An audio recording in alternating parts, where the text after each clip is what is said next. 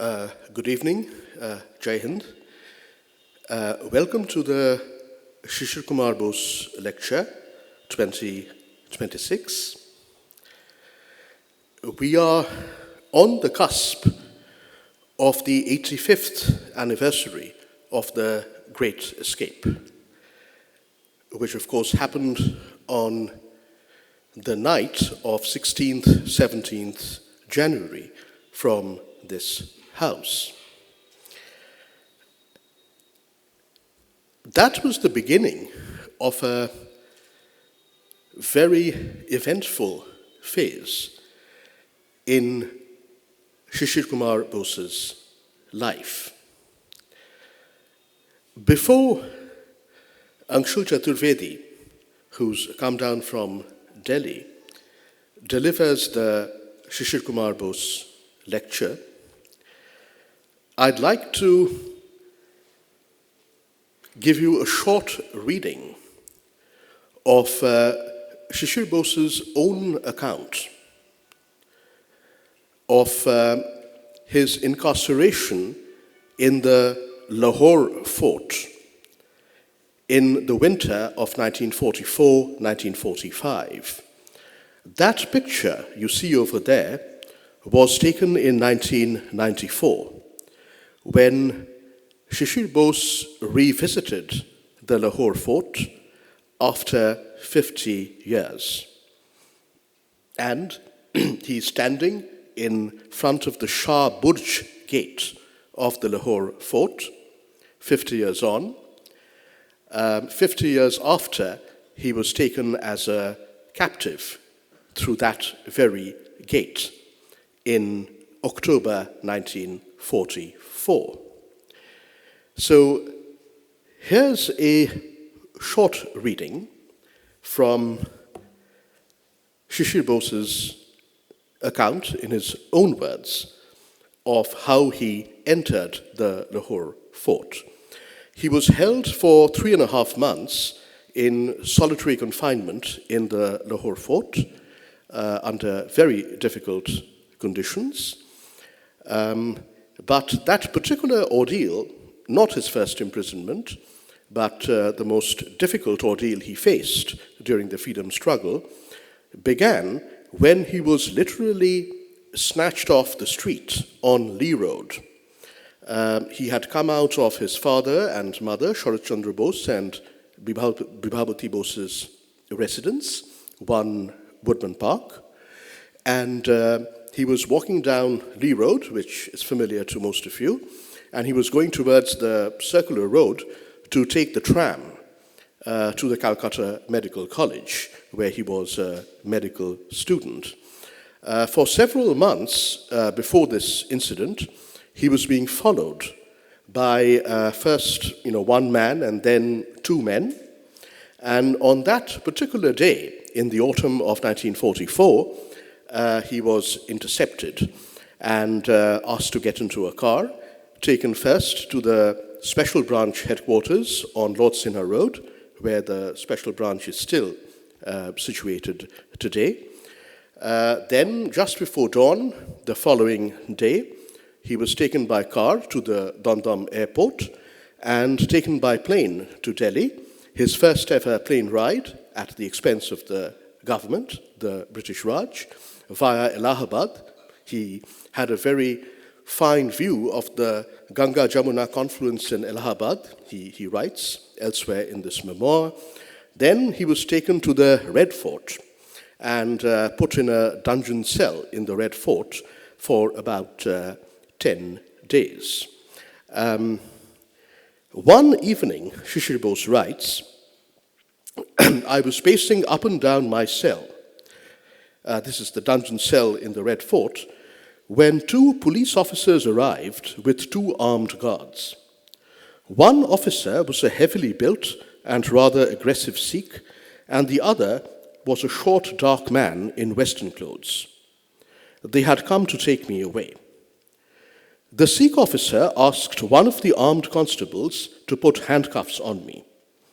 That was my first experience of wearing handcuffs. He had not been handcuffed until then, although he had been heavily guarded. The handcuffs were very heavy. The wrists were joined together and the cuffs locked with a key, with one of my captors holding on tightly to the attached chain. We walked up the broad stone stairs. This is in one part of the Red Fort in Delhi. A prison van was waiting. They took me to the Delhi Junction railway station. It was already dark and the station was very crowded. As I was taken through the hall and then along the platform in handcuffs, I looked around in the vain hope of spotting a known face so that the news might reach home. In the rush of strangers all around me, I felt sorry that not a single person seemed to be in the least concerned about a young man being dragged in handcuffs along a crowded platform. I felt even more sorry when I thought of Uncle Subhas fighting in the hills and forests of northeast India at the head of the Provisional Government of Free India, while his countrymen were occupied with routine chores. At that moment, I felt very alone. They put me in a reserved coupe on the Punjab Mail and locked the doors. I expected them now to take off the handcuffs. The officer in whose charge I was seemed to read my mind and said there were orders not to take the handcuffs off under any circumstances. He said, "What can we do? Revolutionary prisoners like you lose no opportunity to run away." He mentioned Jayaprakash Narayan and others in this connection. They would not free my hands even when I went to the toilet on the train. One constable sat just outside the toilet door with the end of the chain firmly in his grasp, while the other kept his rifle ready. Fortunately, I am a good sleeper. I slept fairly well on this overnight journey, even in that situation. There was peace in sleep. The nightmare returned as soon as I woke up. The train reached Lahore early in the morning. I was kept waiting inside the train for a while, and then a Sikh officer arrived. As I alighted, he stared at me, and then he said in English, "So this is the man." This time I was put not in a prison van, but in a horse-driven tonga. I was asked to sit in front, next to the coachman, and the Sardarji sat behind me, firmly holding the chain of my handcuffs. I wondered about my destination. As the tonga sped along the dusty roads of Lahore, the officer directed the driver to take us to the Kila, the fort. I think we were driven into the fort by a special entry point. I recognized this to be the Shah Burj Gate when I revisited the Lahore Fort along with Krishna Bose, my mother, in 1994. I was kept waiting for a while in front of a two-storied building inside the fort while the escorting officer went in. After a while, he came back and led me into the building. I passed through a hall with wooden floors, with rooms on one side, and came out on a terrace at a Chatalerupur, which is actually visible through that gate. Then I had to go down a few steps to reach my cell. By this time, a ferocious-looking man, I learned later that his name was Khan Sahib, had taken charge of me. He opened the iron gate of cell number 12 with a large key. He took my handcuffs off after I was inside the cell. The gate closed noisily, and I was locked securely from the outside. I was now the guest of Emperor Akbar. So he went from being the guest of Emperor Shah Jahan in the Red Fort to being the guest of Emperor Akbar in the Lahore Fort. This memoir contains the gripping account of his stay in the in the Lahore Fort. He was eventually let out of the Lahore Fort just around the time of his 25th birthday, which was February 2nd, 1945, but he was not released. He was imprisoned for the next 7 to 7.5 months in the Layalpur jail. Layalpur is today known as the city of Faisalabad in Pakistan. It's in central Punjab. And he was finally released after a year from the time that he was snatched off the street on Lee Road and returned to much popular acclaim, one might say, to his home here in Calcutta. During his stay in the Lahore Fort, Sisir Bose was personally visited by a very senior British colonial official who was Richard Tottenham, the additional secretary to the Government of India Home Department, who personally interrogated him. The account of that particular episode is in here, but I'll end by just reading to you the charge sheet that was served on Sisir Kumar Bose in the Lahore Fort sometime in November or December 1944. The charge sheet is headlined Government of India Home Department. There's a file and case number as well. And it's datelined New Delhi, the 7th November 1944. It reads, Notice under Section 7 of the Restriction and Detention Ordinance 1944. In pursuance of Section 7 of Ordinance Number 3 of 1944, you, Sisir Bose, are informed that the grounds for your detention are that you were acting in a manner prejudicial to the defense of British India, inasmuch as, in collaboration with members of the Bengal Volunteer Group and others, you were actively engaged in a manner calculated to assist Subhash Chandra Bose and the Japanese. You are informed that you have a right to make a representation in writing against the order under which you are detained. If you wish to make such a representation, you should address it to the undersigned and forward it to the officer in charge in whose custody you have been placed as soon as possible. It's signed R. Tottenham, Additional Secretary to the Government of India. Let me now introduce the person who will deliver the Sisir Kumar Bose Lecture 2026. Welcome back to Netaji Bhavan, Anshul. He's been here in August 22, 3.5 years ago, when we held a series of programs to celebrate 75 years of India's independence and 125 years since the birth of Netaji Subhash Chandra Bose. Anshul is a keen and perceptive student of the personalities and lives of both Swami Vivekananda and Netaji Subhash Chandra Bose. I think it's a coincidence, but it's particularly befitting that we are having a lecture named after Dr. Sisir Kumar Bose on this particular topic, Vivekananda and Subhash Chandra, almost at the midway point of the birth anniversaries of the two great individuals.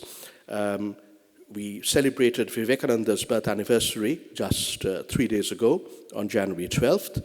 And of course, Subhash Chandra Bose's birth anniversary is imminent on 23rd January. Anshul is the author of two rather interesting books, which are different from each other. One of them is this book. It's a novel. It's a work of historical fiction titled A Bird from Afar. It's a work of historical fiction drawing on the Azad Hind struggle during World War II. As Anshul knows, I enormously enjoyed reading it, and I would recommend it to all of you as well. Anshul's other preoccupation is, of course, Vivekananda's life, his philosophy, his message, and he is also the author of the Vivekananda Handbook for Everyday Living, which I'm holding in my hand. Anshul has a day job as an editor at the Times of India, but I suspect his real intellectual, literary, philosophical, and political interests are far deeper than his day job would suggest. When I asked him what he wanted to speak on, he gave me the title, which you know already, The Idea of Faith and the Idea of India, Interconnections of Vivekananda and Subhas. The Idea of Faith and the Idea of India, Interconnections of Vivekananda and Subhas. So please join me in welcoming Anshul Chaturvedi as he delivers the Sisir Kumar Bose Lecture 2026. Jai Hind.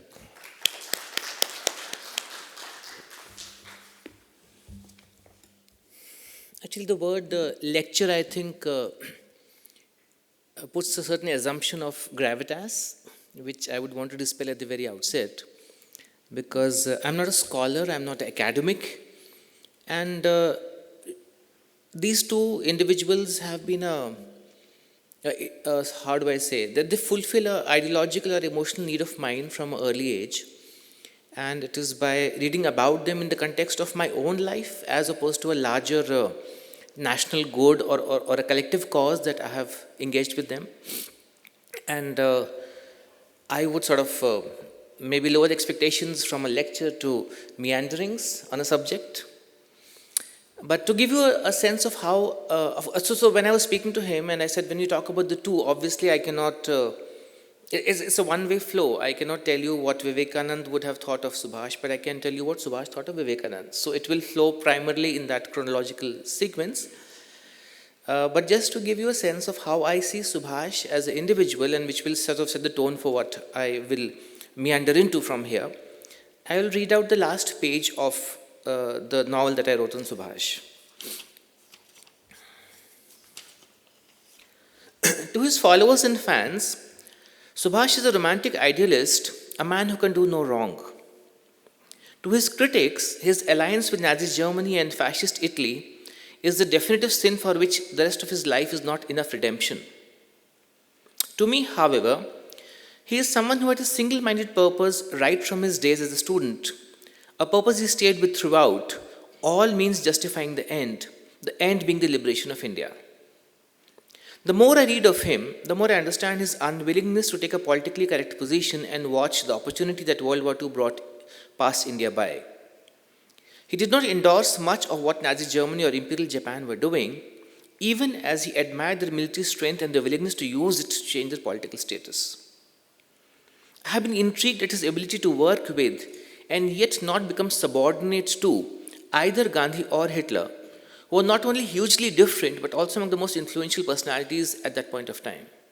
He would accept the strengths of both, but he would not hesitate to vocally criticize what he disagreed with.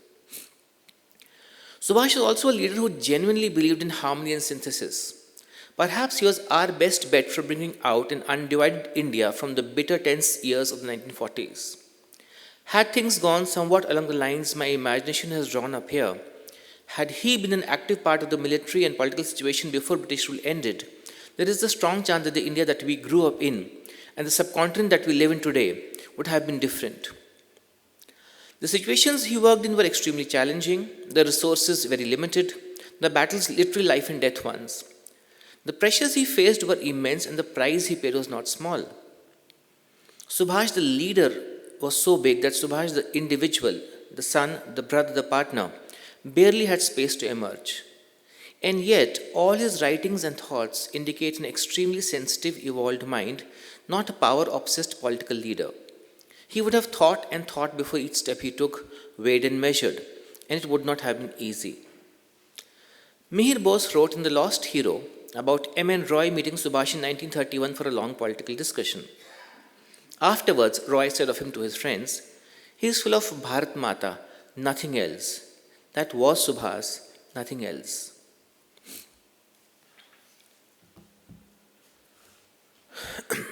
So the bulk of my thoughts here are in terms of,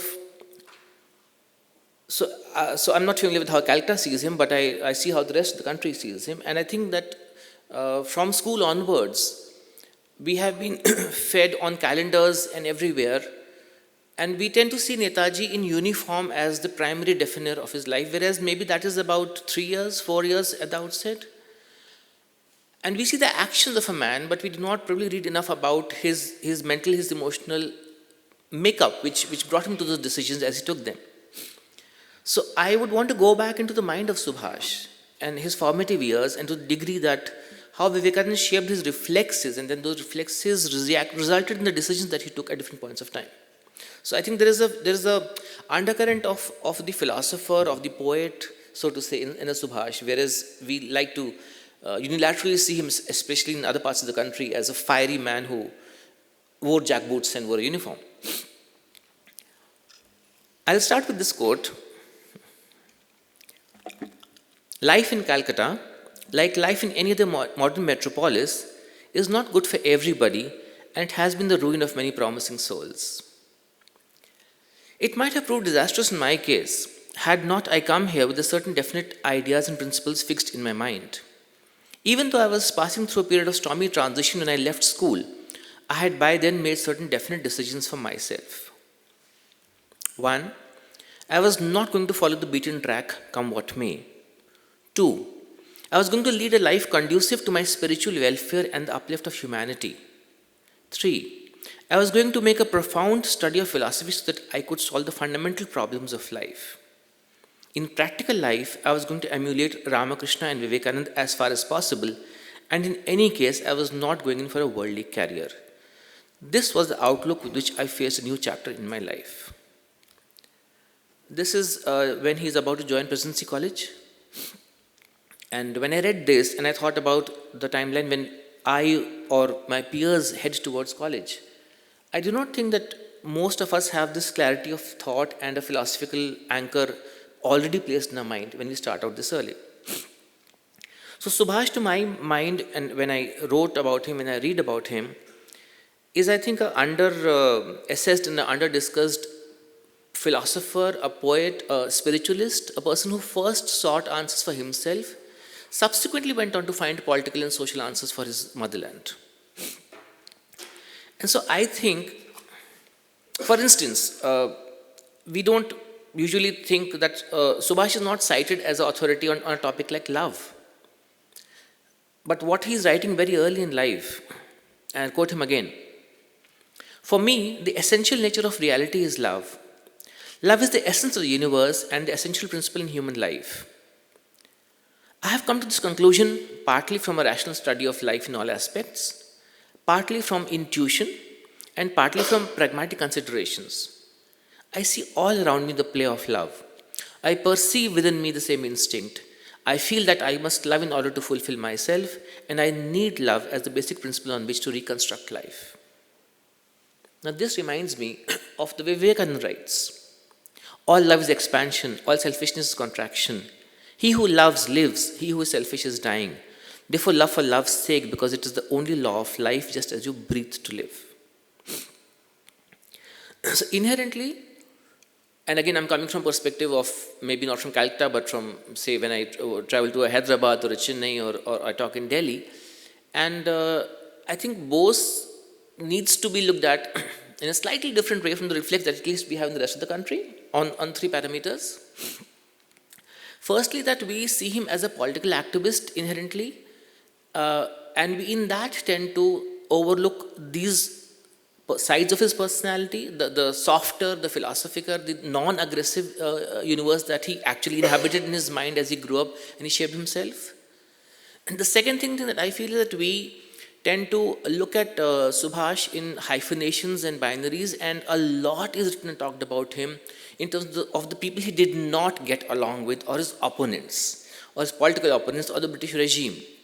And contrast the people who were his reference points, be it Vivekanand, be it C.R. Das, they tend to sort of go off. Emily gets hardly any bandwidth in discussions. So what he loved for is forgotten, and what he fought tends to become the definer of his life, as if he was only a man intent on fighting as an individual. And thirdly, I think that so much energy about Subhash is spent on decoding how he died, that how he lived has not been given enough attention inherently. So I come from a space as to how he lived, his emotional self, and the things he cared about. And there I think Vivekanand is the bedrock of his emotional, spiritual, philosophical mind space. And if you see Vivekanand's life philosophy, then it becomes easier to understand what Subhash did. Because a lot of Vivekanand, as at least the way I understood him, is about letting go, about the courage to leave what you have in hand, to not hold on, not to be defensive or scared of things that you do not know how you will reconstruct. And if we look at Subhash's larger life story, when he was expelled from Presidency College, which was not a small thing, he has nothing on his mind. He has no fear at that stage that I have lost academic opportunity that I had, and I am not going to have this place anymore. When he writes at length about his thought process while resigning from the ICS, he has not the least trepidation that I am leaving something which cannot be brought back. I mean, the ICS is not a job that you leave very easily in that era. Nobody would leave the civil services today over ideology. In that time, it was infinitely more powerful than it is right now. When his reaction to the standoff with the Congress again is to let go. So, if it is a civil service, if it is the Congress presidency, if it is a battle at a prestigious college, his ability to let go seamlessly without carrying the fear of what next has defined. So, all his decisions are about what he leaves and he goes ahead.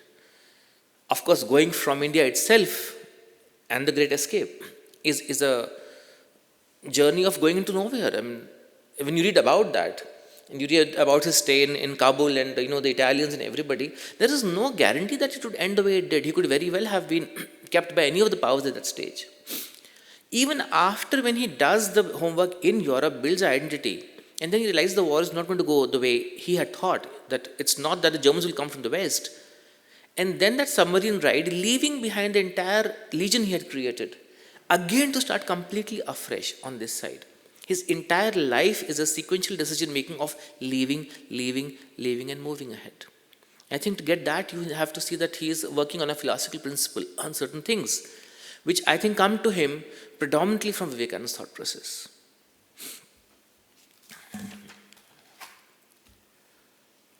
And I want to take you back to his to Vivekananda's introduction to Subhash Bose, because it's very similar to my own, in his own words. A relative of mine who was a newcomer to town was living next door, and I had to visit him. Glancing over his books, I came across the works of Swami Vivekananda. I had hardly turned over a few pages when I realized that here was something which I had been longing for. I borrowed the books from him, brought them home, and devoured them. I was thrilled to the marrow of my bones. My headmasters had roused my aesthetic and moral sense, but they had not given an ideal to which I could give my whole being. That Vivekananda gave me. For days, weeks, months I pored over his work. His letters as well as speeches from Colombo to Almora, replete as they were with practical advice to his countrymen, inspired me the most. From this study, I emerged with a vivid idea of the essence of his teachings. Neither the selfish monasticism of the Middle Ages nor the modern utilitarianism of Bentham and Mill could be a perfect ideal for us. And the service of humanity included, of course, the service of one's country. For, as Sister Nivedita has pointed out, the queen of his adoration was his motherland. There was not a cry within her shores that did not find in him a responsive echo. And then, as Subhash talks about Vivekananda at multiple points, he keeps going back to this period when he picked him up, and this is at the age of 15. So at the age of 15, Subhash is comprehending and writing about Vivekananda, talking about the service of humanity, And as a subset of that is talking about the service of the country. So his patriotism, his love for India, I do not see it as a political construct. I see it first as a humanitarian, as a spiritual construct, from which a subset was, these are my people and I should do for them whatever I can. It was not ethnic, linguistic, or geographical. I think it was more spiritual. And therefore, I think that to call him a political leader as such is actually reducing him to a space which he is much bigger than that. So Mihir Bose wrote a very interesting biography of him, and in that biography he wrote, though in later years Subhash would transcend much of his thinking and involve himself in the more universal ideals of nationalism and socialism, something of Vivekananda's worldview would always cling to him. But to my mind, it was much more than something. And there is a phrase that Subhash has used, which I have copied liberally when I talk about my childhood. I was barely 15 when Vivekananda entered my life, and then there followed a revolution within, and everything was turned upside down. And this is pretty much what happened with me. So this is something I relate to very strongly. And then what happens as a consequence, almost, that his parents began to disagree with his decisions. And he writes here, I was questioned, warned, and ultimately rebuked, but all to no avail. So when I read this, I go back to my parents asking me, do you plan to run away somewhere? Do you plan to become a monk? What exactly is happening as you read Vivekananda? Because there's a defiance which comes into. And why I'm using this word? Because defiance is what defines Subhash's personality from then till his last days. His inability to be subordinate to a superior figure. That drives all his decisions. And so Subhash writes here, I was rapidly changing and was no longer the goody boy afraid of displeasing his parents. And that, when I read that, I think, okay, from that moment, for the rest of his life, no mentor, no senior, no leader could think that Subhash is a goody boy who will listen to me. Subhash began to grow into somebody who had his thoughts very clear on things, and nothing would make him change his position once he took it. Authority was not something which ever scared him. And therefore, I don't know how many of you know that, but he left home for 2 to 3 months to understand religion. And he did not inform his parents. He sent them a letter after he had left home, which is a longer journey, which I'll come to that. And so again, to quote him, I frequently came up against parental instructions, but I had no hesitation in disobeying them, because by that time I believed, under the inspiration of Vivekananda, that revolt is necessary for self-fulfillment. That when a child is born, its very cry is a revolt against the bondage in which it finds itself. And now when I see this, the very, very limited universe of my life, and how Vivekananda changed my personality from a goody boy in my teens to an individual incapable of taking commands mostly for the rest of his life, and in my very small space. And then I extrapolate that to Subhash and see his decisions. And he was somebody, and if you read through the ICS letters, or if you obviously see the battle after Tripuri, his inability to align or to compromise. And to that degree, as Hitler apparently remarked during one of his meetings earlier, that the man of compromise never has been eclipsed by Subhash at the moment. Subhash could not be called a man of compromise, which is inherently a perspective that he has imbibed, to my mind, from Vivekananda's teachings, and which has never left him. Subhash has then spoken about that he was a child prone to fear, troubled by tales, ghosts and spirits. And in outgrowing that reflex, he again turned to Vivekananda. And to quote him, the religion he preached, including his concept of yoga, was based on a rational philosophy on the Vedanta. And his concept of Vedanta was not antagonistic to, but was based on scientific principles. And then he writes, since Vivekananda had an emancipated mind, he could extract the essence of religion out of a mass of superstitious and mystical accretions in which it sometimes is found embedded in India. And I think this is the point where Vivekananda and Subhash both, the capacity to extract the essence of religion out of the mass of superstition and ritualism, if I may say so, in which it's often embedded. That has been the challenge. To be religious, but not to be religious in a manner which is incapable of questioning authority. So a subordinate religion is not what Vivekananda preached, and that's not Vivekananda picked from there. In college, again, he wrote, in practical life, I was going to emulate Ramakrishna and Vivekananda as far as possible.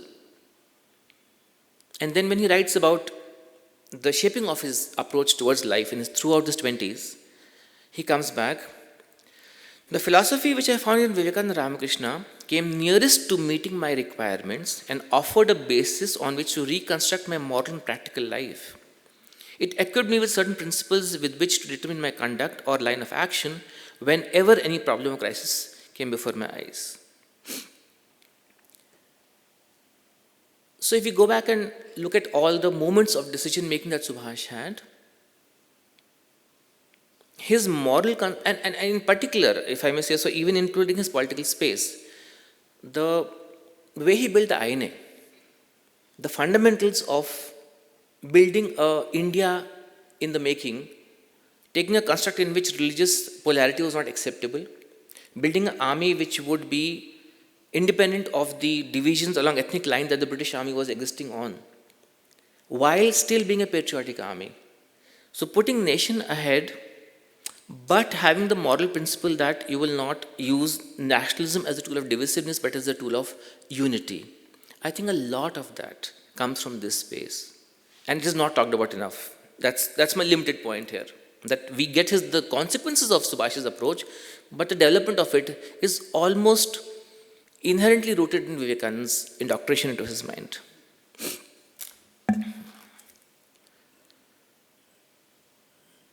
Today we live in an era where religion is often conflicted with rituals or with the way it is demonstrated in public.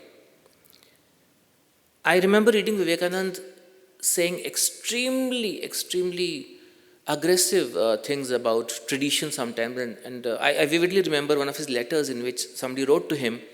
I think they were going to either Haridwar or Kashi, and they said, Swamiji, we are going here, and could you advise us about where can we stay, because apparently it's difficult. And in his letters he writes back saying, if you give enough money, the priest will remove the installed deity and make space for you. Do not worry. So that tonality of talking to the priesthood for a religious person is something which intrigued me. And then when I read Subhash talking about the space, that when he said at 17, he went out with friends like I was telling you earlier right now. You know that, of course. He went to Rishikesh, Haridwar, Mathura, Vrindavan, all of that. And then when he comes back, after meeting the priests across the place, to quote him, the tour, which lasted nearly 2 months, brought me in touch not only with a number of holy men, but also some of the patent shortcomings of Hindu society. And it's a reflection that sometimes when you meet holy men, you are brought to face with the shortcomings of Hindu society, because they actually represent them far more than normal people do. And to go back to him anyway, I returned home a wiser man, having lost much of my admiration for ascetics and anchorites. It was well that I had this experience off my own bat, for in life there are certain things which we have to learn for ourselves. So Subhash has a desire for religion. Subhash has a quest to go out and see if religion can be anchored in him by the holy men of the country. He does that. He comes back and he says, this is not what I want. This is not my religion. And he aligns himself with what Vivekananda is saying, who is equally dismissive of the obsession with the carrying of religion as a career, if I may say so, as opposed to a living practice. At 17, when his father questioned him repeatedly on his ideas, he wrote back, I said that Vivekananda's ideal was my ideal. For a 17-year-old to have that clarity, it is not normal. And ergo, again, but what he does the rest of his life, I think it fits very well into this phase where he, in his own mind, is figuring out what his nation is. He's figuring out what religion is. He is having a moral perspective which Ramakrishna and Vivekananda are giving him. He's also going out and understanding on the ground from his own perspective whether the orthodox religion of the country is what he wishes to live by. And he comes back, and by that time of life, he has a moral compass clear, And then when he takes decisions throughout his life through that, I think they are reflected in his calls, almost all throughout. 1929, he writes, it was Swami Vivekananda who had, on the one hand, boldly asked his fellow men to shed all sorts of fetters and be men in the true sense of the term, and on the other hand, laid the foundation of true nationalism in India by preaching the essential unity of all religions and sects. I'll repeat this. Laid the foundation of true nationalism in India by preaching the essential unity of all religions and sects. This undercurrent of true nationalism being the same as unity of all religions has stayed with Subhash throughout his lifetime. And I think the interplay of faith and nation. So if I, as a consumer of both these individuals, I look at them, I see Vivekananda, if I was to sort of do a percentage division, I see Vivekananda as talking maybe 70% of his life in terms of pure abstract faith, philosophy, religion, what is God, what is the world beyond. And a 30% of that, a subset, is that worship of man is worship of God. And then he says, okay, so worship of man is where you are, where you live, where you exist. So if even within India, if he goes to the south, he will tell people in Madras that make Madras strong again, make this place better. That is your karma, that is your service to the Lord. And if he comes to Bengal, he will say the same for people here. But his advocacy of serving the people is not born out of ethnic or parochial lines. It is as a subset of a larger universal compassionate space. And Subhash's universe is not very different. In fact, I think that, like you were talking about Manila right now, Subhash is inherently a leader of Southeast Asia. He is not a leader of India. But we don't talk about that as much. Now, whenever he has talked about nation, let me quote him, and it's simpler that way. The foundation of the present freedom movement owes its origin to Swamiji's message. But Swamiji's message was never about remove the British. Vivekananda has never marched on a road saying Angrezo Bharat Chodo. He never participated. I was reading his letters last evening, and I remember in the US he writes to somebody that tell me about Dharampal, the Sri Lankan who had gone to Chicago. I am more interested in Dharampal than in Gandhi. So Vivekananda has never actively engaged, and the bulk of his letters that I read at that stage, he tells everybody he is talking to, work on yourself, work on yourself, work on yourself. And because if we as a country aren't strong, a mere change of political governance will change nothing for us. So when Subhash says that the freedom movement owes its origin to Swamiji's message, the message is not a political one. What is it? If India is to be free, it cannot be a land especially of Hinduism or of Islam. It must be one united land of different religious communities inspired by the idea of nationalism. And for that, Indians must accept wholeheartedly the gospel of harmony of religions, which is the gospel of Ramakrishna Vivekananda. So, in Subhash's mind, the foundation of the freedom movement lies in Ramakrishna's message of the harmony of religions. So his nationalism is actually not an aggressive, violent nationalism. His nationalism flows from a harmonious coexistence of religions. And for Ramakrishna, it was not a political message. For Ramakrishna, it was a human message. He did not care what the political implication of it was. But Subhash found that message to be applicable to India's political growth and future. This ideal is the bedrock of the nationalism of future India. Without this concept of harmony of religions and the tolerance of all creeds, the spirit of national consciousness cannot be built up in this country full of diversities.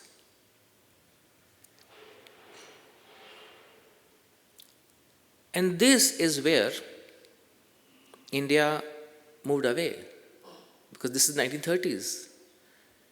And at that point, Subhash believes that the future of Indian nationalism lies in Ramakrishna's teachings from Bengal. And his endeavor to make that come true, obviously he didn't stay here. Had he stayed in those years of 42, maybe, I do not know how things would have been, and he wasn't here. And the platform he had was the INA. In the INA, he managed to live that through. But his desire to convince the country that India's nationalism and India's political independence was tied to Ramakrishna's vision of intra-religious harmony is something which never wavered. And from that perspective, as you would of course recall in the fictional universe of the book, that if there was a leader who had an appeal across communities, across ethnic spaces, I mean, I do remember reading about the welcome he got in Peshawar when he went there, for instance, or the fact that the governor of Bengal asked his Muslim League ministers to arrest Subhash, and they said that we don't want to arrest him because our voters will be upset if we touch Subhash. So his appeal was not limited to either Bengal or to the Hindu voter of the space. And had he lived, ergo, that will always be a moot question whether we could have had a India not divided on religious lines if a leader like that existed when we finally got independence.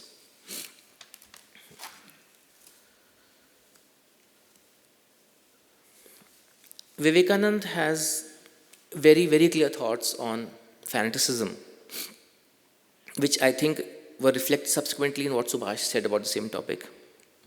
Vivekananda is actually very, very, very sharp on this. They are very sincere, these fanatics, the most sincere of human beings, but they are quite as irresponsible as other lunatics in the world. This disease of fanaticism is one of the most dangerous of all diseases. All the wickedness of human nature is roused by it.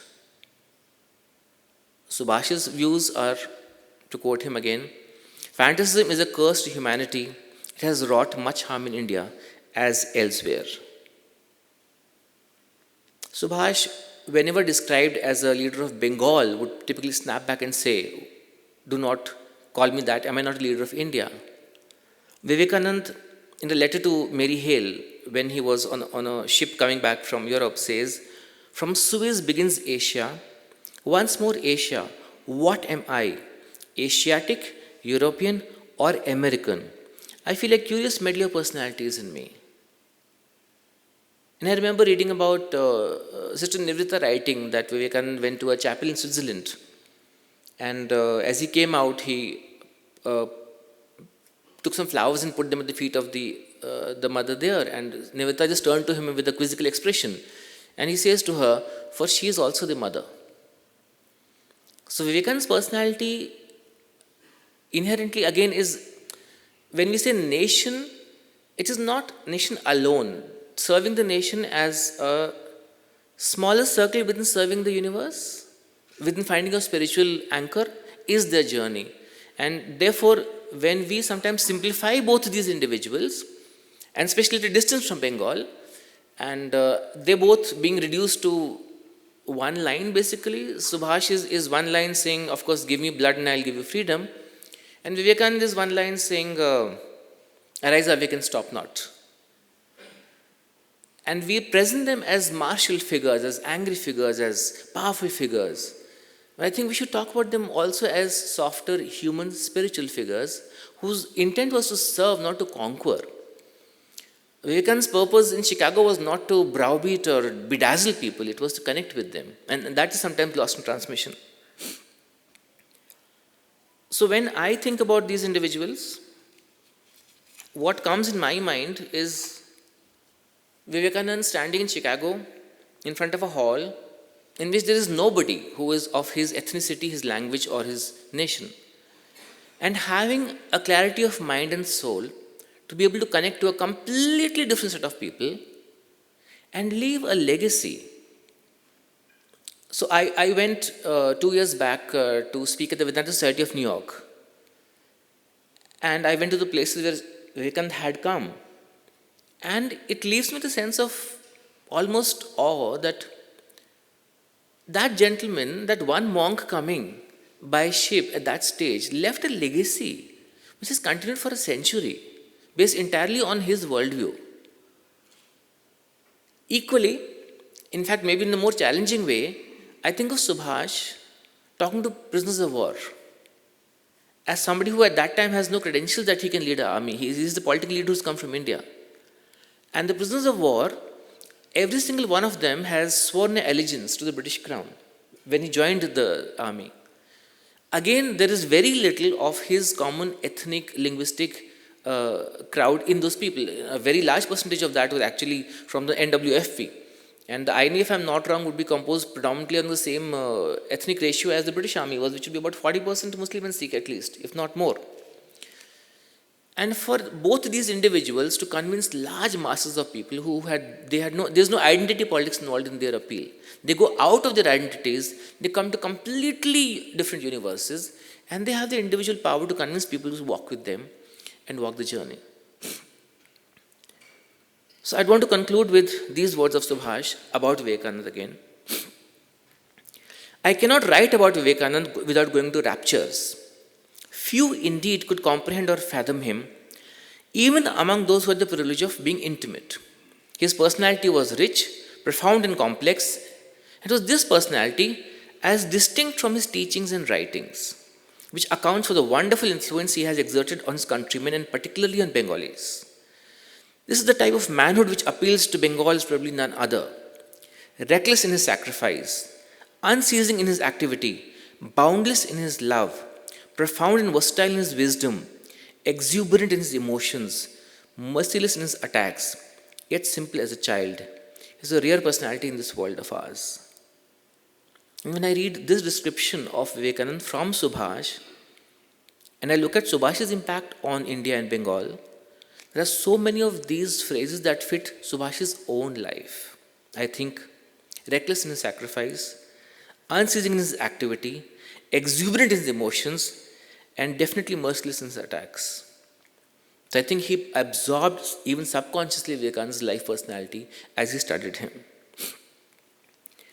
And he was not shy of acknowledging this. He said, "How shall I express in my words my indebtedness to Sri Ramakrishna and Vivekananda? It is under their secret influence that my life got first awakened. Like Nivedita, I also regard Ramakrishna and Vivekananda as two aspects of one indivisible personality. If Swamiji had been alive today, he would have been my guru, that is to say, I would have accepted him as my master." And then the author in me says, if Vivekananda had been alive, he would have found Subhash a very, very, very worthy disciple as well. And so, to wrap this up, if there's one line of Vivekananda that summarizes to me how Subhash lived his life, it is this: I have a mission to fulfill. I will work it out alone. I do not care who comes or who goes. Thank you.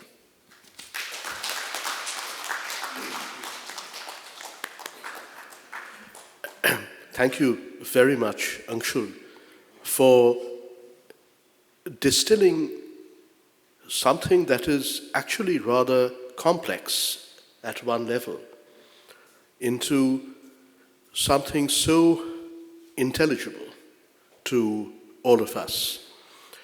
Not just the interconnections of Vivekananda and Subhash, but the interconnected nature of the inner self and the external self.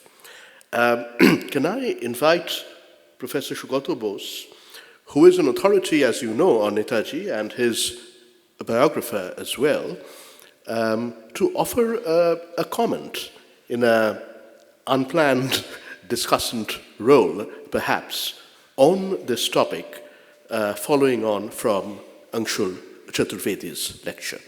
Professor Sumantra Bose. This was a very moving address and a very befitting Sisir Kumar Bose lecture.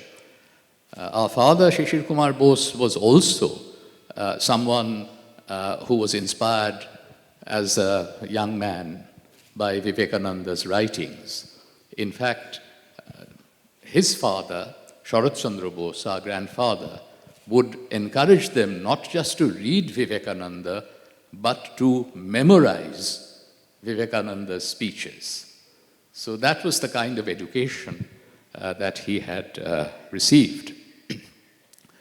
I think Anshul has made a very important point, that Subhash Chandra Bose's nationalism, his patriotism, his love for his country, or his mission to serve his fellow Indians, was just a subset of something that was much larger.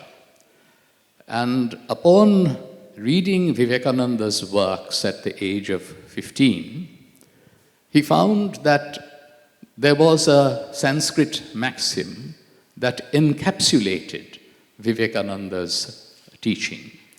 Atmano mokshartham jagadhitacha. Salvation of the self and the good of humanity, or the service of humanity. And service to the country was just one part of working towards the good of humanity.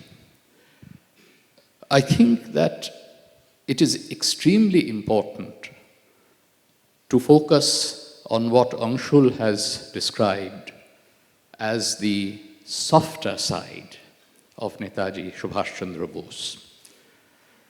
On the 23rd of January, his 129th birth anniversary this year, official India will be observing the day as Parakram Divas. But Netaji was not just a warrior hero. He was that. He was a great warrior hero. But that was not his entire personality. He actually believed that love was the basic principle of life, as Anshul mentioned. And that is why I think it would be very important when we gather here for the traditional Netaji birthday assembly on the 23rd of January, we have decided that we will bring before you and all who will gather on that auspicious day some of Subhash Chandra Bose's prison letters and prison notebooks. On the 23rd of January 1926, Subhash Chandra Bose was a prisoner in Mandalay. He had been arrested in October 1924, taken away by ship to Burma in January of 1925, and there he remained for 2.5 years until his release in May of 1927. I was just going through the absolutely precious archives of the Netaji Research Bureau. We have, of course, published all of these letters, but just to read in Subhash's own handwriting the 2 letters that he wrote on 23rd January 1926. One in Bangla to Ma. Ma is his adopted mother, Bashanti Devi. And in that letter, all that you see is the softer side of Subhash Chandra Bose. He has learnt 6 months ago of the death of his political guru, Deshabandhu Chittaranjan Das.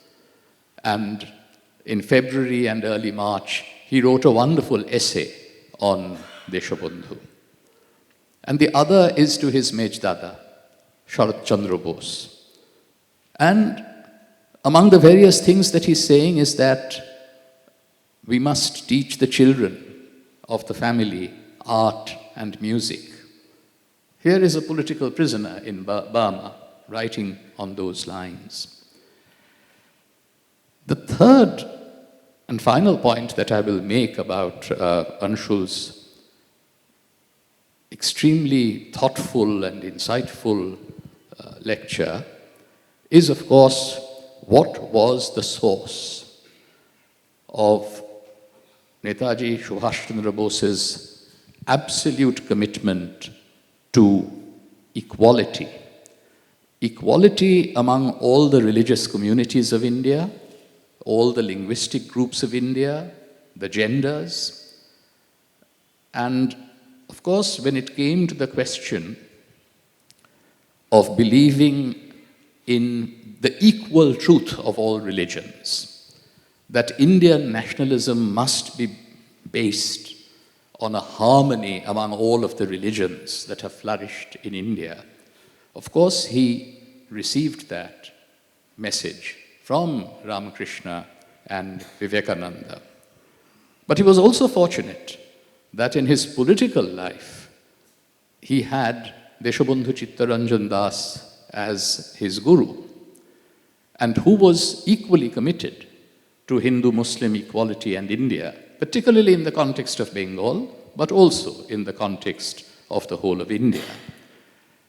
And that is why, when you read Subhash Chandra Bose's speeches, you find strong resonances with what Vivekananda had said in his speeches. What Vivekananda said in his most famous speech in Chicago on religious fanaticism and expressing the hope that the bell that had tolled that morning would bring an end to religious, fanaticism. You hear echoes of that in Subhash Chandra Bose's speeches. One particular speech which has always deeply impressed me is one that he gave in 1928 in Maharashtra, in Pune, as president of the Provincial Political Conference of Maharashtra. And he was denouncing religious fanaticism in the same terms as Vivekananda and making a fervent appeal for what he called cultural intimacy among the different communities of India. And quite apart from building unity among Hindus, Muslims, Sikhs, Christians in the INA, he was actually able to foster that sense of intimacy among all of the people around him who belonged to different religious communities.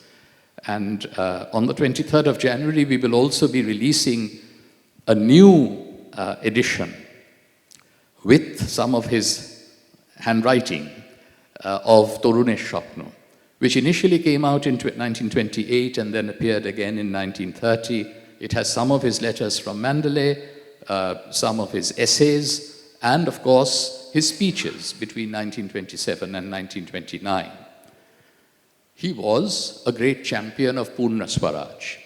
He wanted Purna Swaraj in 1928. He couldn't get it because Mahatma Gandhi asked the Congress to wait for a year. He knew that Purna Swaraj would be adopted as the resolution of the Congress in December 1929. So even before the Purna Swaraj resolution was adopted, he was speaking about something else, in addition to Purna Swaraj.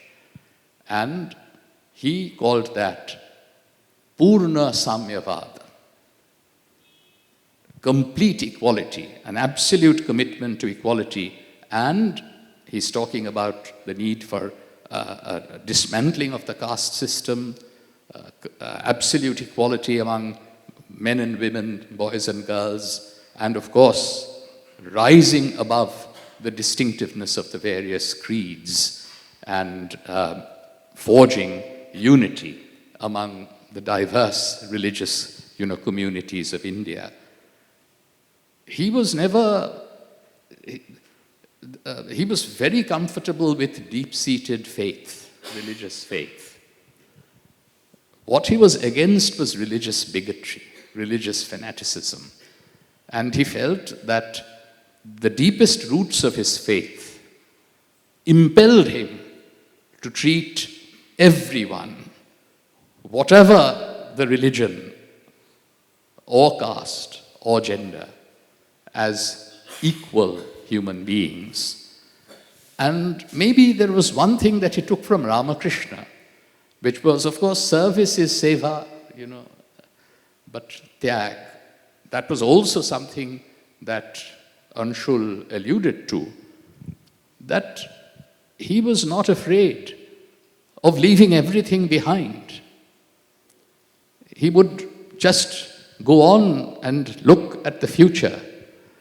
So, the Great Escape from here, the submarine voyage from Europe to Asia, and of course, early on in his life also, glittering careers had no appeal to him, material wealth. And that was something that his friend Dilip Kumar Roy always understood and underscored in a beautiful song that he had composed in 1963. That Dhanoman paye thele, just giving up everything. Nikhiler aradhane, uddam dushsahoshe, shadhile chirantane. You were going to just travel in the quest of the eternal. He was never afraid of taking a leap, which would be an adventure into the unknown, but guided by the deepest values that he had imbibed from Vivekananda.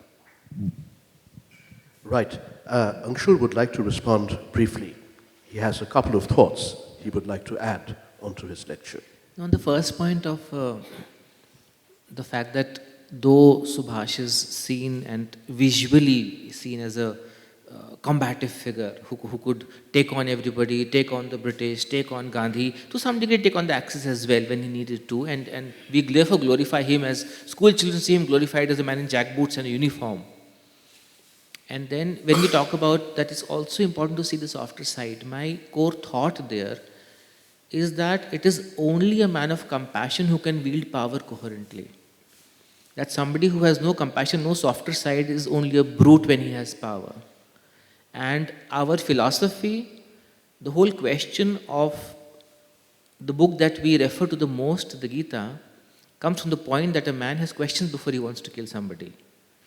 And he must have questions before he wants to kill somebody. If you have no questions before you resort to violence, then you just like violence. So you must have that. And your greatest proponent, the emblem in your flag, comes from a man who won a war and then said, is this war worth winning? So Ashoka is great because he did not enjoy war as such, that it made him think. Arjun went to war and it made him think. So war has to be exercised at some point in life as a part of the role that you do. But when war is practiced by a man who has a compassionate core, it is a means to an end. When it is practiced by a man who has no compassionate core, then war is an end in itself as a source of joy. So it is very important that men who go to war have a softer side to them. That's my individual belief. The second part is that it is important to understand alliances and solidarity as coming from faith as opposed to exigency. So, and what I mean by that is that when Subhash says that the INA must have all faiths together, that is one form of getting people in one line, but it's, so when Eisenhower has the task of getting the French and the British and the Americans to fight together and to get Patton and Montgomery to fight together, or for that matter, when because of the needs to combat Hitler, Roosevelt and Churchill decide to work with Stalin, that's also an alliance. But that is not a bonding born out of goodwill. That is a political alignment for a specific purpose. The day Germany is defeated, the Cold War starts, because it's not that you actually like the Russians, do you? You just needed them for this alignment. But when Subhash says that all communities have to work together, it is not an alignment, it's not a political inherent ROI search. It comes from his absolute belief in Vivekananda. And Vivekananda comes from the lived experience of Ramakrishna. Not the theory, but the lived experience of living each faith and then saying that each faith will bring to the same result if you practice it sincerely the way you have to do it. And so as somebody who has, from a very young age, been a little defined in answering religious and faith questions, and has been rebuffed from my teens onwards for saying, "Aise nahi bolna Swamiji ko."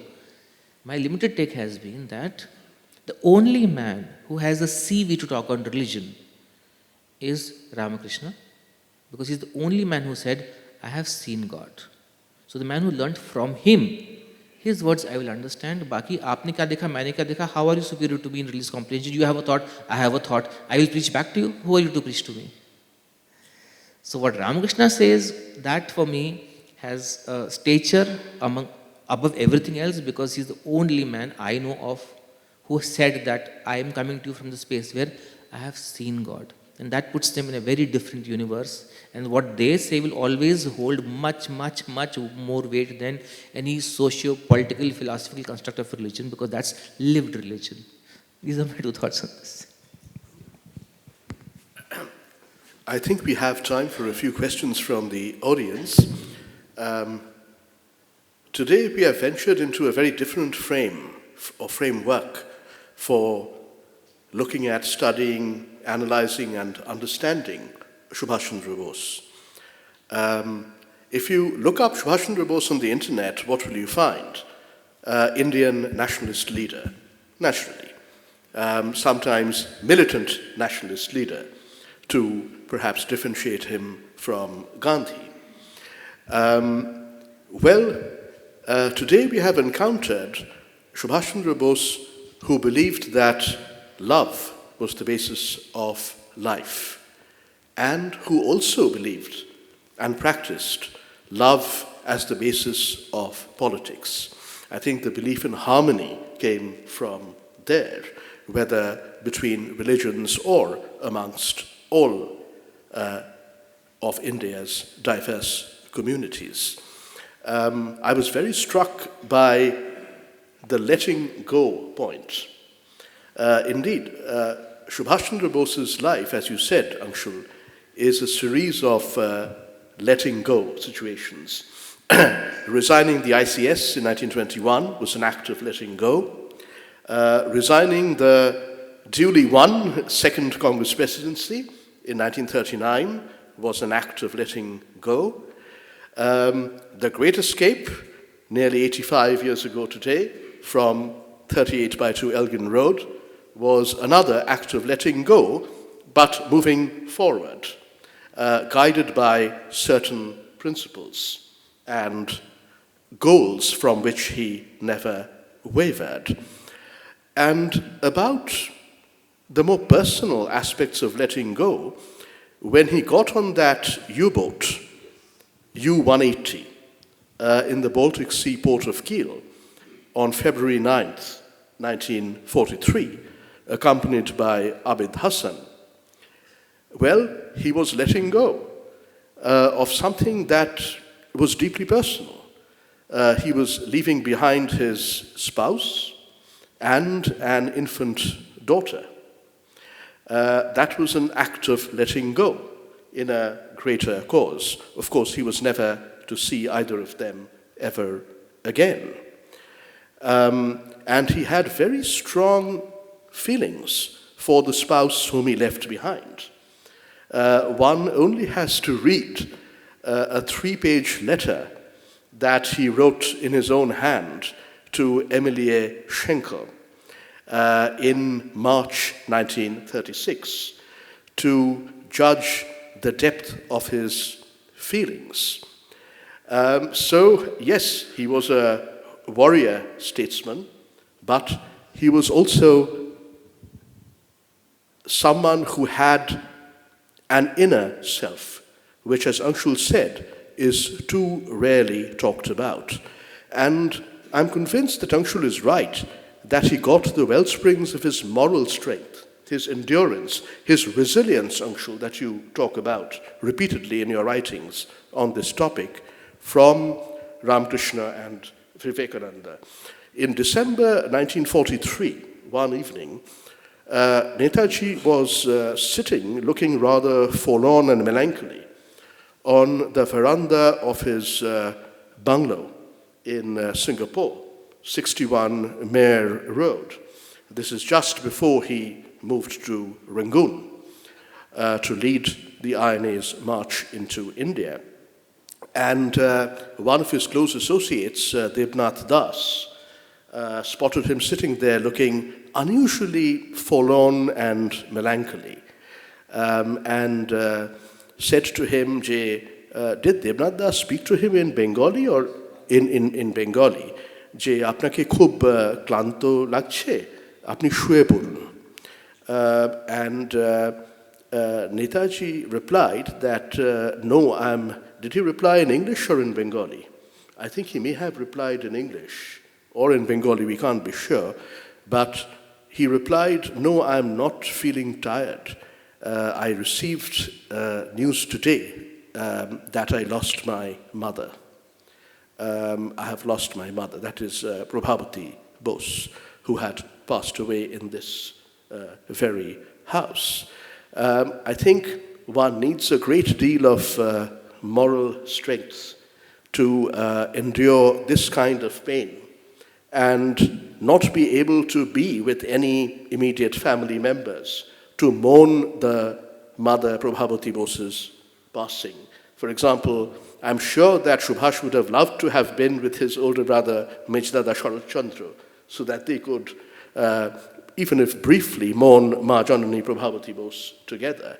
But he was mourning alone. An incredible inner moral strength. Okay, so let's have a few questions from the audience. Biplab Ganguly first. Hello. Thanks, Anshul, for such an illuminating address. I had this point. Actually, whenever I sit here, I tend to look at this beautiful portrait of Netaji. And this is at the Greater East Asia Conference in Tokyo. If you look at those eyes look far beyond. He's in the garb of a soldier, but his eyes are that of a saint. We were talking of the softer side of Netaji. A soldier, essentially, is supposed to be a saint. He's supposed to ensure the victory of good over evil. Netaji did not become a soldier to take fighting as a career. A lot of my friends, both retired and present parts of the Indian Armed Forces, have taken on the uniform as a career. Netaji didn't do that. So, he is essentially a sage, a sannyasi, that he has let go, but he took on the garb, he took on the uniform to fight for his motherland because he was fighting against evil. Vivekananda, on the other hand, was known as the cyclonic Hindu, Hindoo, monk. In Bangla, he has been referred to as the Bir Sannyasi. So he was also the brave sannyasi. The sannyasis have a soft side, but they have that missionary zeal, they have that courageous side. And he had shaken us, an entire nation, from its long stupor, that you must stand on your own feet and fight, and must have strength. So, both of them have essentially been soldiers and saints, or soldiers and sages. Your views on that? Right, so a brief response from Anshul. My father was in the IPS, so I'm familiar with the uniform as a... But I also have a counter thought here. Not really a counter thought, but I go back often to what somebody said. The gentleman was a DIG in Kashmir, in the peak of Milton Sea. And often in his home in the evenings, there would be a mushaira or a ghazal session. And one day somebody said to him, ki, yaar, the whole day you are out fighting militancy with weapons and doing raids and bullets are flying in Kashmir, and you come back and you have this very random soft songs and philosophy and you're writing shares, and what is this paradox? He said, मैं हिंदी में बोलूँगा जैसे उन्होंने कहा था, UP के थे कि यार वो बहरूपिया गांव में जाता है, रोटी कमाने के लिए कुछ दिन में पहन लेता है, अलग अलग कपड़े पहनने पड़ते हैं, मैं दिन में खाकी पहन लेता हूँ. So inherently, as Indians, I think, and this is the larger part of my thought process, I'll keep it brief since that point is coming, but when I wrote the book on Vivekananda myself, or I have written another book on careers, that in India, when a child is say 8 or 10, and you ask him, beta tum kya banoge, you template him to a job choice. So beta bada hoकर doctor बनेगा, engineer बनेगा, police वाला बनेगा, फौजी बनेगा. We never ask him कि बेटा तुम इंसान कैसे बनोगे? तुम डॉक्टर मतलब चोर बनोगे, तुम पुलिस वाले रिश्वत लेने वाले बनोगे, तुम इंसान कैसे बनोगे? वो सवाल नहीं आता. The career choice becomes the definer because we are an optically led country. You dress a man in white, and he's a doctor and he's a saint. You dress a man in uniform, and he's a very patriotic person. You dress a man in saffron, and he has all God's qualities. We are led very easily by our eyes. So sometimes the people who play these roles, they are forced to play act this for you. वो बहरूपिया बनकर आपको बताते हैं. वो उससे align करें ना करें. So had Vivekananda not dressed that way, he would not have been able to sell that image to a country which didn't know what this is. Had Subhash not led an army, now obviously Subhash was not wanting to wear this uniform when he was the Congress president or when he was the mayor. It's a role thing, but it is in our life it is such that for example, Gandhi will always be seen in the loincloth. You will always forget that he came from Africa in his 50s as a barrister wearing a three-piece suit. So we take people into single unifying visuals which we can remember. So Gandhi is always the loincloth, Vivekananda is always the turban, Subhash is always the jackboot and the hat. We oversimplify it, but inherently, like I said earlier, a successful warrior for a cause in the long run only succeeds if he is also compassionate, which they were, which is why we still talk about them after this much time has gone. So Anshul and I share a Jammu and Kashmir connection. Anshul's father, whom he just mentioned, late A.C. Chaturvedi, who passed away 3.5 years ago, was for decades one of the most respected officers in the Jammu and Kashmir police and served as the Director General of Police of the state of Jammu and Kashmir when it was still a state. And as he said, was the DIG in South Kashmir, meaning the Anantnag zone, right, by and large, in the 1990s during the peak of militancy. Yes, please. Mm-hmm. I'm Dr. Datta, KP Datta. Mm-hmm. I'm the disciple, or Dr. Sisir Bose is like my father figure for years, and Mashima also, my auntie, Krishna Bose. Anyway, thank you very much, Professor Anshul, for your nice deliberations, and we came to know a lot of things. And it is not a very easy task to align to great heroes of India. To my mind, from my childhood, that what was most inspiring is the military outfit of Netaji Subhash Chandra Bose. But as Professor Sumantra Bose has rightly mentioned about the Shamabad and other things, I had some of the understanding, because I cannot compare my little knowledge with the historians. He is very much true about it, and there should not be any kind of discriminations between the gender or religion and other things. And national matrix has to be like that. And in our childhood, I knew Netaji as Sannasi Sainik, as Professor mentioned. And what is exceptional in Netaji Subhash Chandra Bose is he's not only warrior, he has got impeccable integrity and determinations and detachment. What Dr. Sumantra has said about his detachments, like Sannasi. Sannasis are exceptional than other people because of the detachment, not attachments to any kind of, things, worldly things. So that is the greatness of Netaji.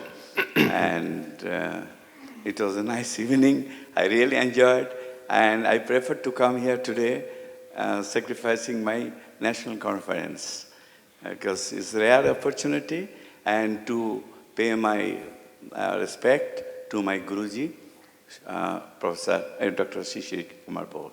Mm-hmm. Thank you very much, Dr. Dotto. We have another question right here. My name is Tanuruha Roy. I am part of Times of India and Anshul's colleague from Bombay. And so Anshul, I'm a big fan of your oratory skills and strong command of subject and your insightful conversation. So today's session was no exception. So my two takeaways from today's session that I would like to highlight, not a question. One is, so Netaji is my hero. I'm sure that has been a hero for all of us.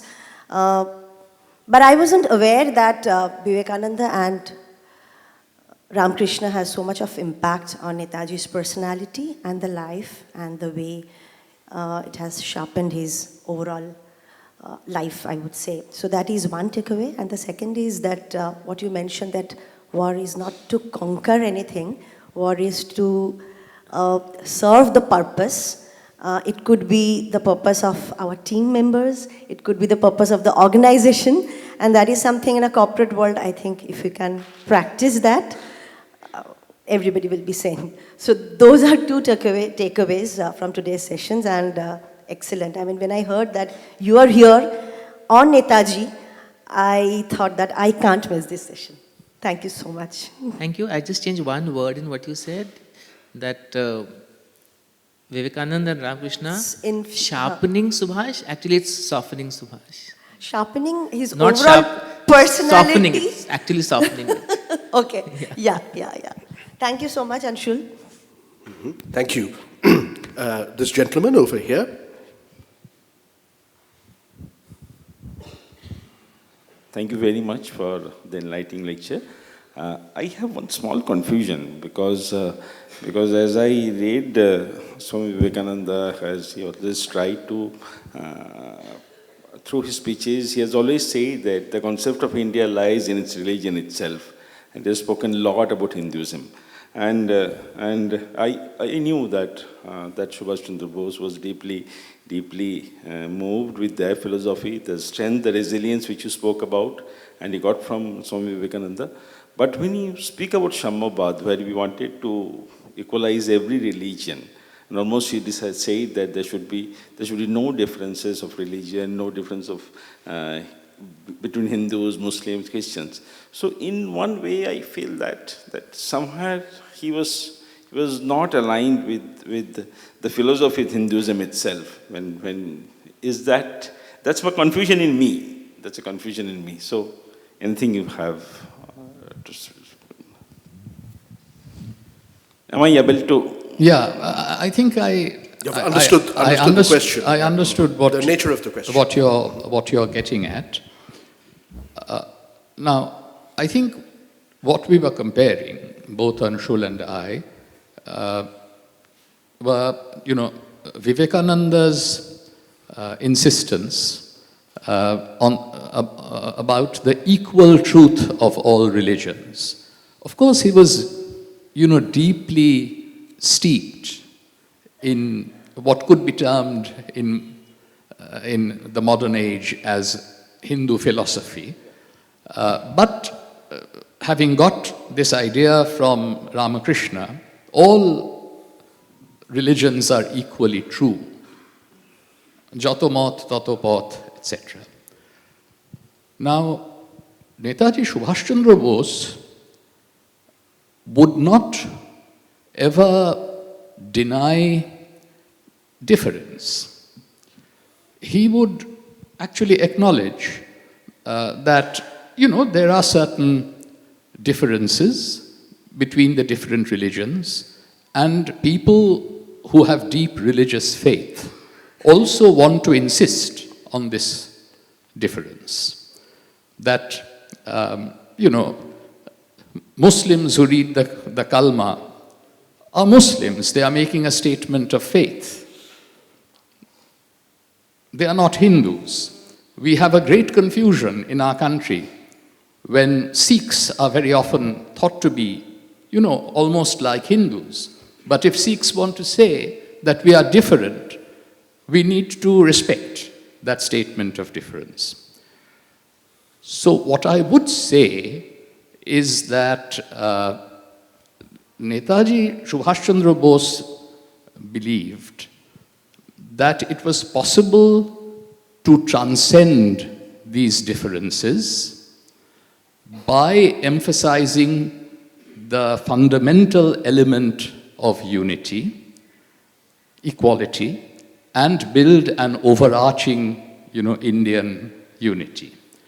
Here, I would say that he was somewhat different from, let us say, his contemporary Jawaharlal Nehru, who tended towards a belief in what I would describe as secular uniformity, a certain kind of a discomfort with expressions of either religious or linguistic difference.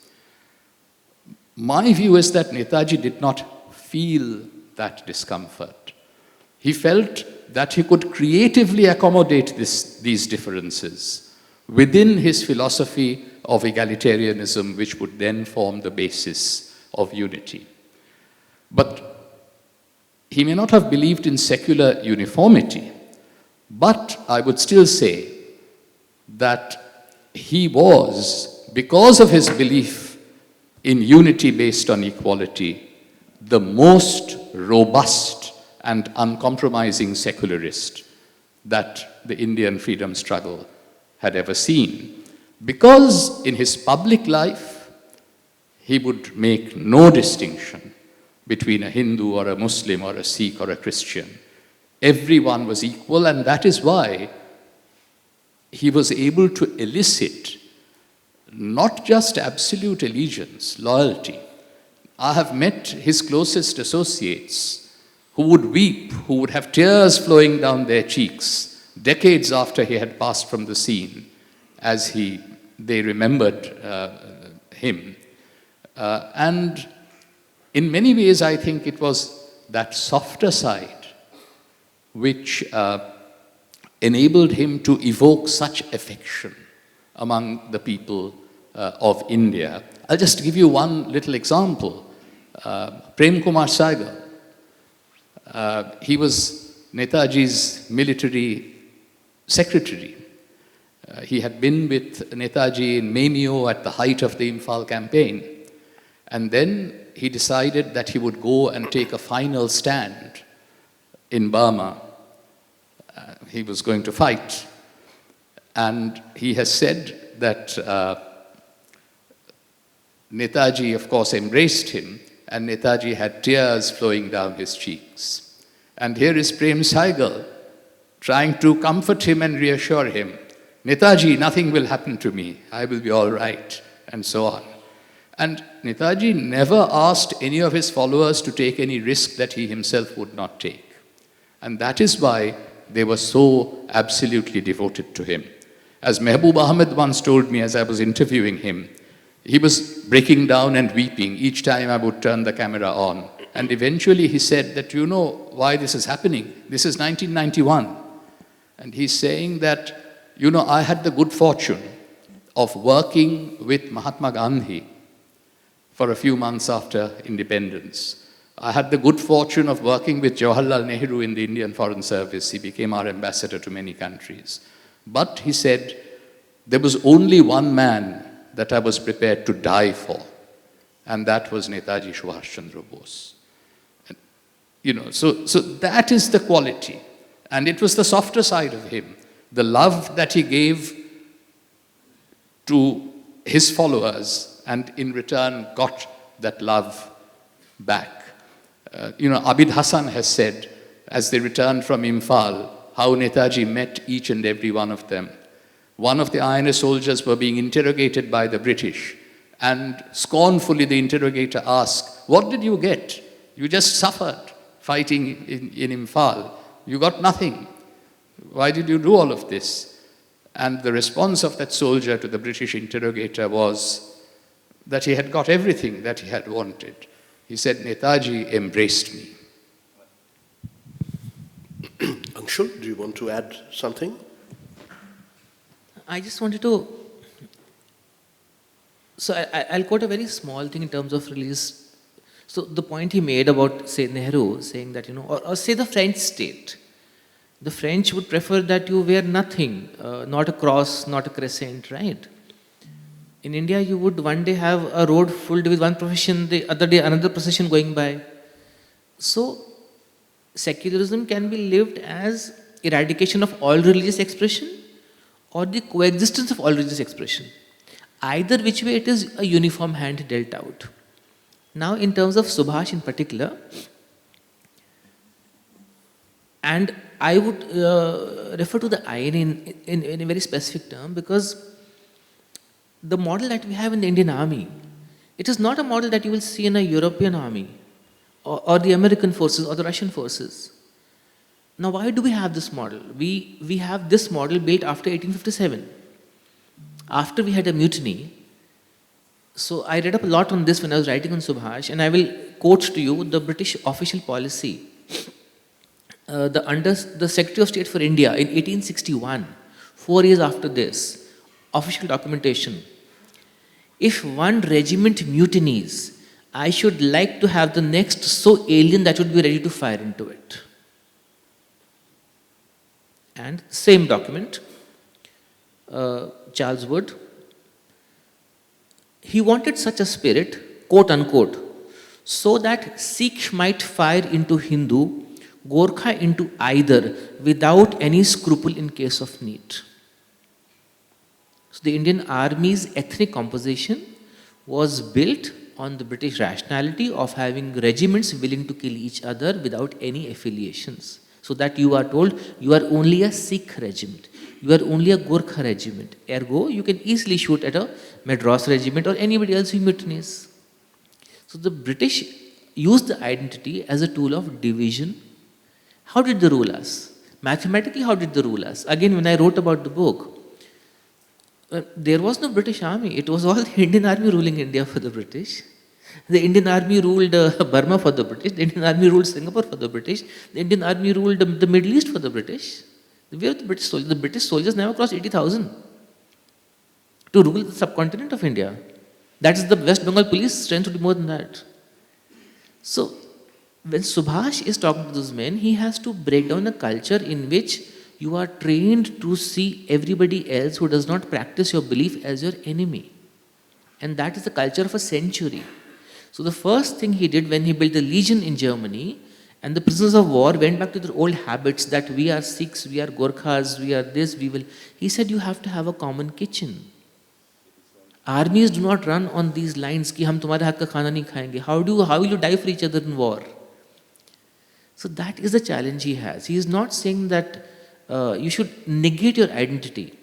But all he is saying is, unlike how the British trained the forces, your identity is not a tool to hate all other identities, but to coexist. Nothing more, nothing less. Thank you very much. Thanks for that. Anyone else? Any final intervention from the floor? In that case, let's conclude. I want to make 2 points very quickly. Going back to the theme of love, without hopefully sounding too soppy and sappy. It's true, as Sumantra Bose just said, that the officers and soldiers of the Azad Hind Fauj, the Indian National Army, loved their Netaji. And this is something quite distinct from looking up to someone as a leader, respecting someone as a person. All of that was there, of course. But what Netaji elicited from these tens of thousands of soldiers, former British Indian Army personnel, joined by many thousands of civilian volunteers from across Southeast Asia, was just pure, unalloyed, unadulterated love. They loved him. And as Sumantra Bose said, I too have had the opportunity to interact, to observe, to interact with and observe many of the veterans of that army and that movement before they, one by one, by the laws of nature, left this mortal world. And I have seen this love in which they held their leader decades and decades after that struggle and after his premature, untimely death. And I think Sumantra Bose hit the nail on the head when he said that they loved him so much because he loved them. You know, true love is always a two-way street. Somewhere in Baba Sisir Kumar Bose's memoir, there's a reference to C.R. Das, Chittaranjan Das, the political mentor of both Sharat Chandra Bose and Subhash Chandra Bose. And Baba writes that C.R. Das, again, another short-lived life, tragically short-lived political life in particular, elicited a certain love in his followers, including from Sharat and Subhash Bose. And Baba writes, and maybe this was actually Sharat Chandra Bose's observation rather than Baba's own, that disciples like Sharat and Subhash Chandra Bose loved Deshbandhu so much because Deshbandhu loved them without reservation, with complete abandon. So perhaps that is another influence that Subhash Chandra Bose carried into his later political life, and which attained its supreme climax in the final climactic war of Indian independence.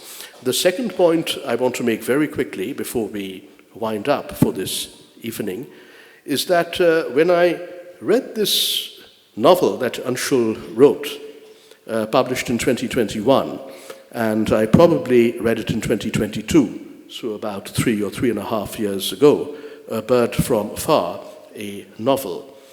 The year 1942, the goal India, the plan audacious, the man Bose. It's a roller coaster. It's a thriller. It's a page turner. It's a work of historical fiction derived from the Azad Hind struggle. But what really kept me transfixed to the book, it's a page turner.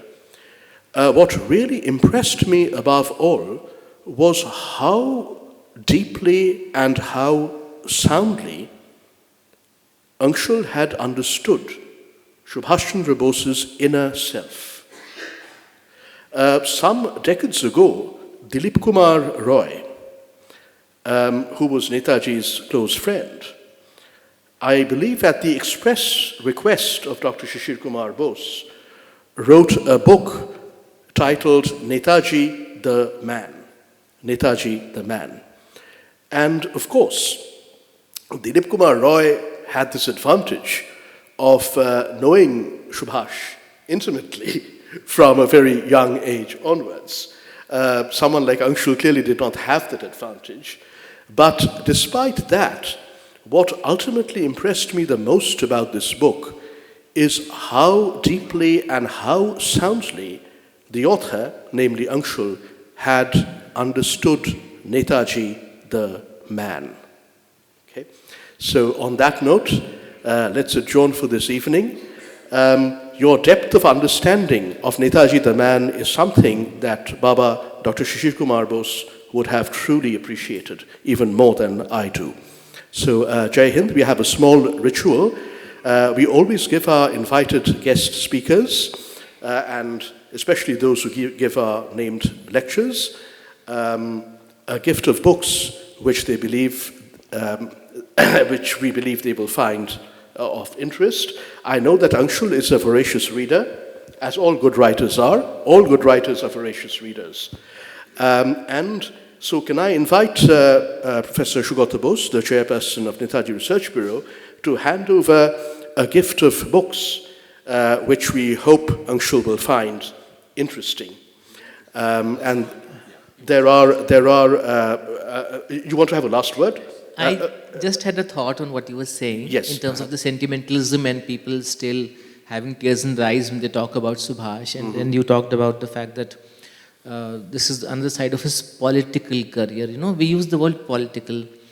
And I was thinking that when people remember political leaders and they get sentimental, or in whatever format, it is half the time, or mostly it is a function of the political patronage that a leader can bestow when he is in power. A leader is remembered for what he does for a nation. He makes buildings, he starts trains, he gives you appointments, he launches schemes named after him, all of that. Where is Subhash's political career? Subhash has no political career. Subhash has never been in a position of power to bestow anybody. He has only struggled and given struggle to his followers. There is nothing to take away. Nobody came back with a plot of land from Subhash Bose to go back and say he gave me something. The only thing he gave is self-belief and sentiment. That is his legacy. Otherwise, look at Venezuela right now. A head of state goes in 3 days, people are dancing on the roads. Leadership goes overnight. This man, without having political power, is remembered after this long.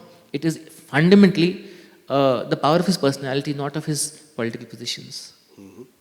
Precisely. We are giving a gift of 3 books to Anshul Chaturvedi that Dr Bose is handing over to him. One is Sisir Bose's own memoir of the freedom struggle.